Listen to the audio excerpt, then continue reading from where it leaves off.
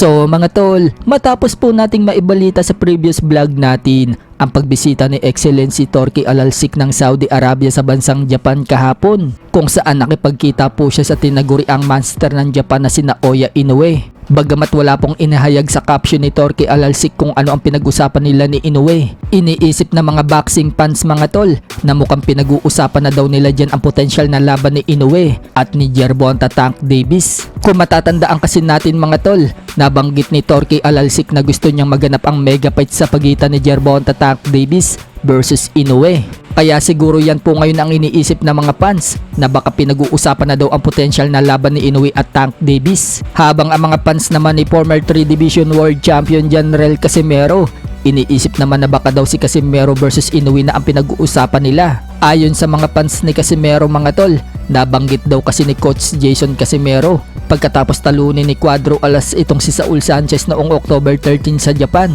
baka tanggapin daw ng Team Casimero ang offer na laban sa kanila sa Saudi Arabia. Siguro tatanggapin na namin yung sa Saudi Arabia. Hindi lang natin, basta marami, hindi pa natin alam. So kung sa Saudi Arabia na daw lagi lalaban si Casimero mga tol, baka matuloy na daw ang Casimero versus Inoue sa future. So ano sa tingin nyo mga tol?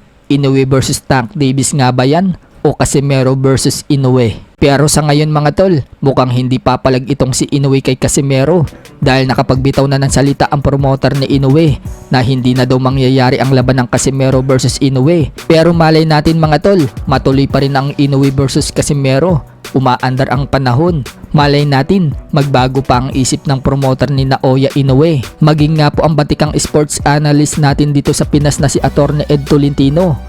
Umaasang may sapat pa daw na panahon para maglaban itong si Inoue at Casimero. Pero kung hindi daw matutuloy ang laban na yan, nakakapanghinayang daw dahil best fight sana daw yan sa pagitan ng dalawang Asyano. Sa kabilang banda naman mga tol, bukod po kay Murodjon Akhmadaliev at General Casimero na gustong makalaban si Inoue sa Super Bantam, may isa pa pong contender sa Super Bantam ang gustong makalaban si Naoya Inoue.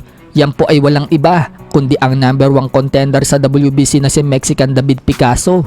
Kinall out nga po ni Picasso mga tol itong si Inoue at sinabing ilalabas daw niya si Inoue sa Japan para maglaban daw sila. Wala din daw siyang pakialam mga tol sa mga nagsasabing hindi daw niya kayang talunin si Inoue. Meksikano umano siya at alam daw yan ni Inoue. Dagdag pa ni Picasso mga tol, malaki daw ang posibilidad na mangyari ang laban nila ni Inoue kapag hindi daw agad umakyat si Inoue ng dibisyon. Sa isang post nga po ni Picasso na litrato mga tol, hawak-hawak niya ang kababayan niyang si Luis Nery habang nakahiga at nandyan din ang litrato ni Inoue. So parang sinasabi po dyan ni Picasso mga tol na ipaghihiganti niya si Luis Nery dito kay Naoya Inoue. Knockout po kasi ang sinapit ni Luis Nery kay Inoue. Pagbibiro pa ni Picasso mga tol sa isang post niya na magkasama itong si Inoue at Canelo Alvarez. Nagpadala na daw ng espiya sa Japan. Ang tinutukoy nga po dyan ni Picasso mga tol ay itong si Canelo Alvarez upang malaman daw mga tol kung ano daw ang kinakain ni Inoue at kung ano daw ang ipinapasok at bakit hindi daw lumalabas ng bansang Japan. So parang may kahuligan po yung post ni Picasso dyan mga tol.